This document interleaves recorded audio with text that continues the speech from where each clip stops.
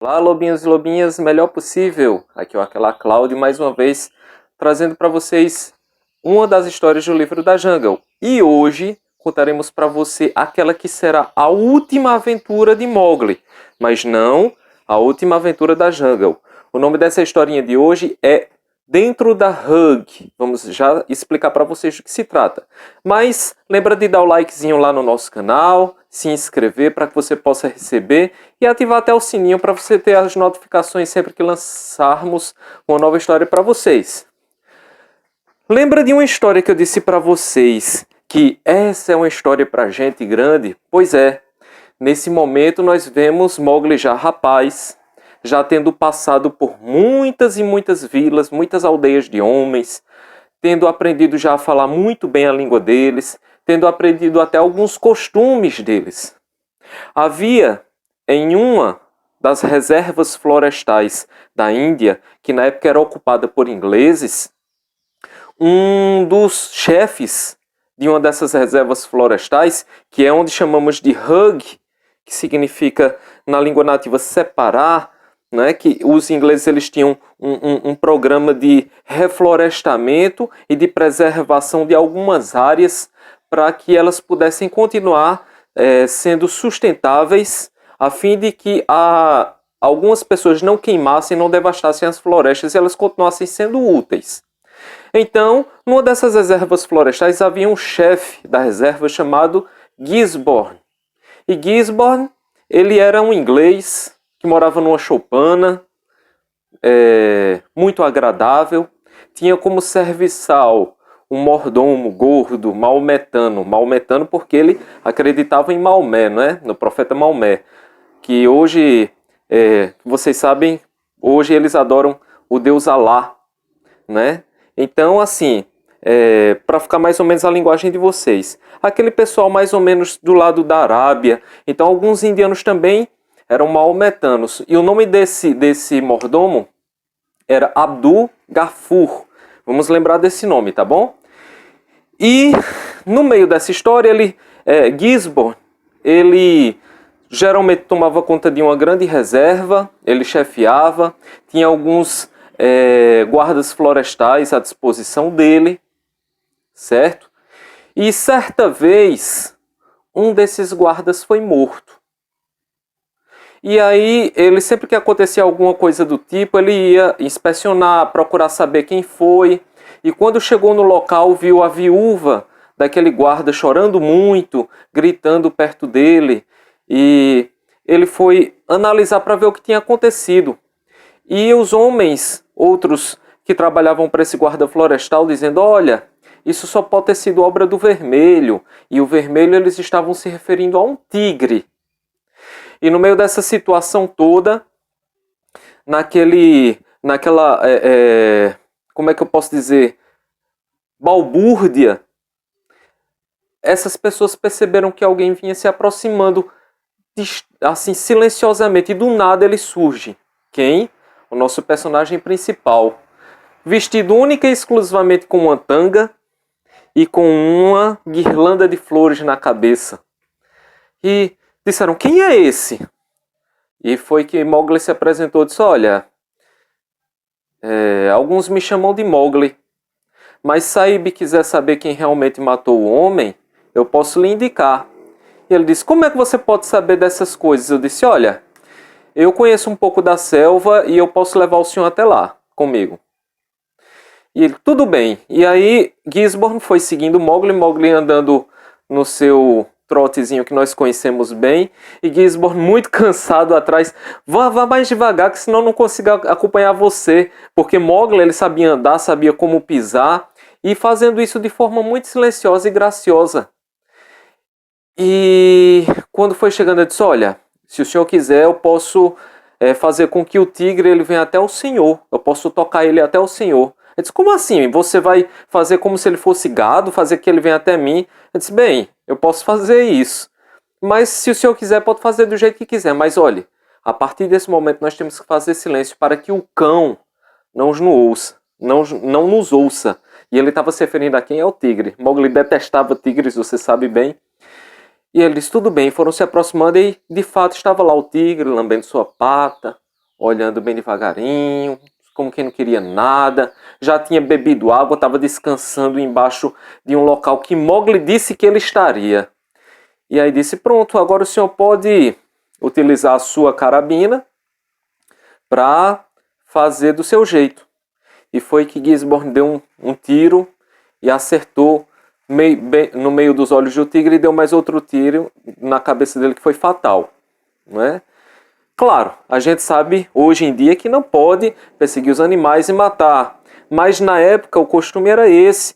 Quando se matava algum homem, assim, até para evitar que esses tigres eles avançassem. Hoje nós temos tecnologias e certas situações que fazem com que podem fazer com que o homem e a natureza convivam de uma forma melhor.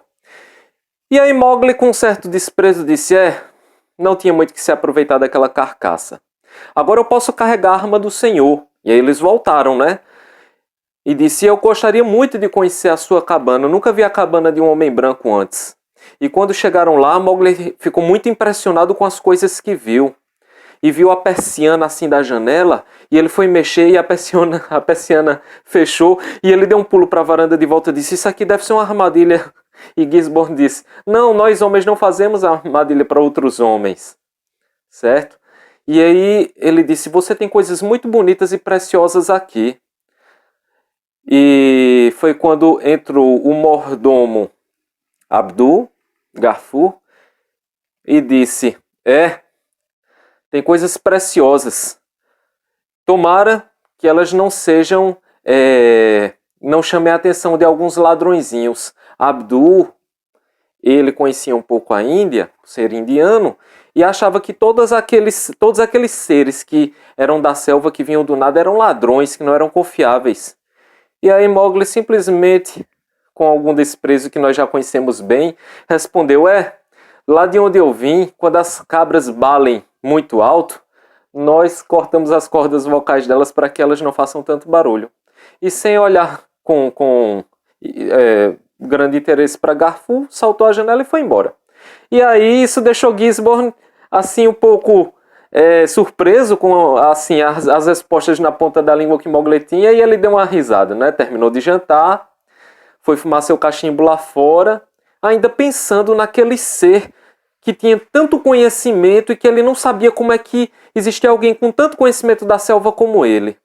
E do nada, quando ele menos espera, olhou de lado, Mowgli estava sentado com os braços cruzados sobre os joelhos, e ele derrubou o cachimbo de tanto susto. Ele disse, como você apareceu assim, sem que eu percebesse? Aí Mowgli pegou o cachimbo, devolveu para ele e disse, vocês são muito barulhentos. Nós aprendemos que na selva que para caçar temos que ser bastante silenciosos.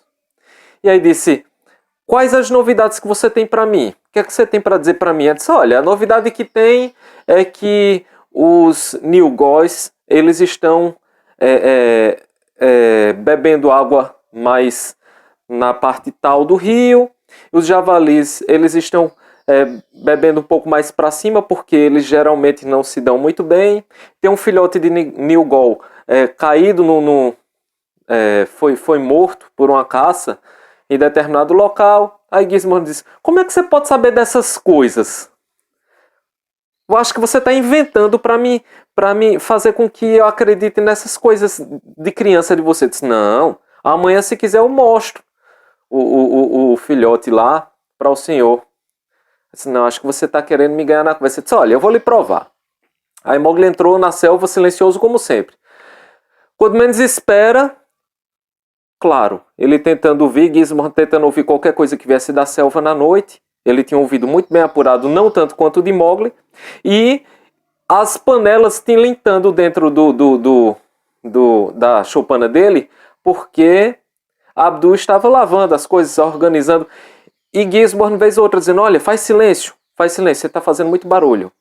Daqui a pouco, quando menos espera, ele começa a escutar umas coisas quebrando assim no meio da selva. E aparece quem? Um Nigol grande. O que é um Nigol? É tipo um animal grande, parecido com um antílope, com chifres muito longos, e ele com a pelagem meio azul, preta azulada, meio acinzentada assim. E aí ele se espantou e logo atrás veio o Mowgli, né? Ele tinha escutado uns uivos de lobo, umas coisas assim, e não tinha entendido. Como é que você fez isso? Ele disse, muito simples, eu trouxe ele para cá como se fosse um búfalo.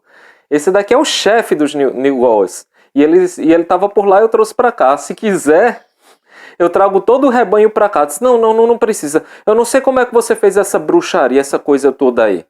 Disse, não é bruxaria. Eu não acredito nessas coisas. Então ele ficou muito impressionado. E Mowgli, estando por ali, ele disse, olha, eu estou precisando muito de um guarda florestal. Gostaria que você pensasse nisso. Tem uma pensão boa, tem umas coisas. Disse, eu não sei, eu não tenho muita certeza. Agora eu estou indo descansar. Boa noite. Aí deu boa noite para ele, foi lá descansar no meio da selva. E ele ficou impressionado, voltou para casa. E Abdu sempre dizendo, olha, não confia nele, ele não é confiável e tal. E ele dizendo, olha, faça o seguinte, Abdu. Deixa eu resolver esse assunto. E tem mais. Haja naturalmente com ele, por favor, quando ele aparecer. E naquela noite, Abdu foi para casa e Gisborne escutou Abdu castigando a filha dele. Ele não quis se meter. E nos próximos dias, Mowgli começou a frequentar lá aquele lugar onde morava Gisborne. Começou a ir muitas vezes, Abdu mandando ele fazer algumas coisas e ele fazendo sem reclamar, lavando as coisas. Muito, como é que eu posso dizer, estranho para Mowgli, né? Mandando depenar a galinha, mandando limpar como se fosse um empregado. E Mowgli, sem se irritar nem nada, fazendo as coisas. Então, certa vez, Gisborne ia precisar sair. Passar uns 3 dias fora da choupana. Tinha que resolver uns assuntos, fazer inspeções. E Abdu, o mordomo, ele se recusou aí porque ele geralmente, você sabe, na colonização inglesa, os ingleses às vezes cobravam impostos e tal, e Abdu não concordava muito com essa coisa de se cobrar impostos de pessoas que às vezes não tinham muita condição, né? E ele precisava inspecionar os guardas e tudo mais, e Abdu acabou ficando. E quando ele estava saindo, ele estava um pouco contrariado, Gisborne, porque queria que Mowgli tivesse ido com ele, né? Contando as histórias dele, que divertia muito e tal. E com 1 hora de cavalgada, ele percebe um farfalhar por trás dele e Mowgli chega. E ele disse, que bom que você veio. Eu estou indo visitar uns locais e tal. E Mowgli disse, silêncio, Sahib. Não era assim que eles tratavam os senhores na Índia. Eu estou percebendo que a sua égua saiu de casa. Aquela que é mais lenta, que é mais velha. Aí ele disse, como é que você pode saber disso? Eu percebi, e eu acho que foi sem autorização do senhor. E ela não é de correr muito, ela é um pouco cansada. E a pessoa que está sobre ela está correndo muito. Aí disse, não, isso é história sua. Ele disse, quer que eu faça ela vir? Aí Mowgli deitou assim na grama e fez um barulho rouco como um uivo. E de repente disse, pode esperar. Então do nada, lá no meio da selva se escutou um uivo, uma coisa. E daqui a pouco veio a égua com a sela, né, nela, e muito afogueada. E veio até o senhor, o Gisborne, e ele, nossa, mas você tinha razão. Disse, espero que daqui a pouco o homem que estava sobre ela vai chegar aí. E aí, de fato, chega Abdu, sem o turbante dele, né, mostrando os cabelos brancos aí. Sahib, me perdoe, eu ia fazer uma coisa horrível e eu acabei sendo perseguido por demônios e por causa do meu pecado o senhor pode me prender, me afaste desses demônios e tal. O que é que está acontecendo, Abdu? O que é que está acontecendo? Eu ia levar as coisas do senhor, eu ia roubar o senhor e eu fui repreendido por esses demônios e pode me levar, pode me deixar preso. E aí quando Gisborne abriu as bolsas que tinha na cela, aí tinha todos os meses de salário, cerca de 11 meses de salário, 9 a 11 meses de salário que Gisborne vinha guardando nas bolsas porque ele não tinha muitas despesas e ia guardando numa gaveta. E foi que ele disse, não, eu não vou fazer isso não. Ele pensou, teve compaixão do homem, sabia que era muito difícil conseguir um empregado e disse, volte para casa, eu vou levar comigo esses títulos e vou colocar num banco. E quando chegar eu resolvo com você, certo? E seguiu viagem junto com Mowgli, né? E eles foram passando de vila em vila, e Mowgli sempre conversando aquelas coisas com ele, ensinando a ele muitas coisas, até que chegaram num local onde tinha uma reserva, e ele sentia um cheiro de carne muito gostoso, Gisborne. Disse, só alguém estando aqui teria esse cheiro de carne. E aí ele percebeu que um amigo dele, o superior dele, Miller, estava no local. Miller era muito astuto. Mowgli, ele tinha ficado na selva, né?